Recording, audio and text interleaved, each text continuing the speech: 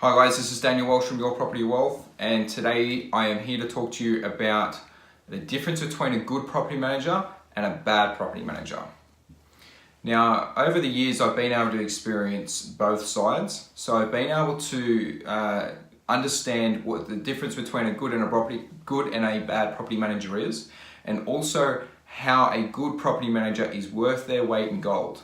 Now, what I see is a lot of people out there, they're trying to screw down property managers on percentage on what they are paying in fees.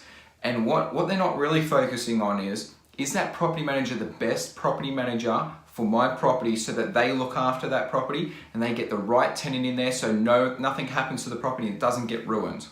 What they always seem to be doing is they're focusing on what is the percentage, is it a 6%, is it an 8%, and then they base the property manager off their fees rather than what they're actually good at. So what I tend to do is these days is I make sure that I interview all of my property managers before I even go with them, so that I have an understanding of the systems that they use and also an understanding on how good they are at managing properties.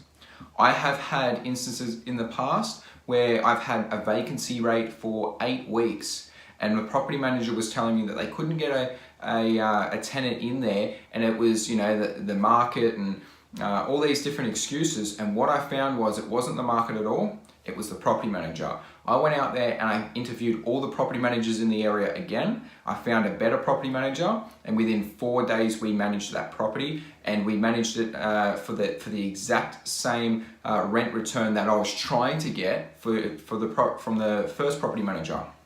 Now, if I had been able to do that in the first place and have the good property manager in place, I would have saved myself 8 weeks worth of vacancies. Now, it's not all about the fees, it's about how good are they? How good are they getting people in there? What systems do they use? There's a various range of questions that you should be asking your property manager to make sure you get the best property manager. Because if you get the worst property manager to come in there and manage your property, trust me, it will cost you thousands of dollars. So make sure you get the best property manager before you manage the property. Make sure you interview.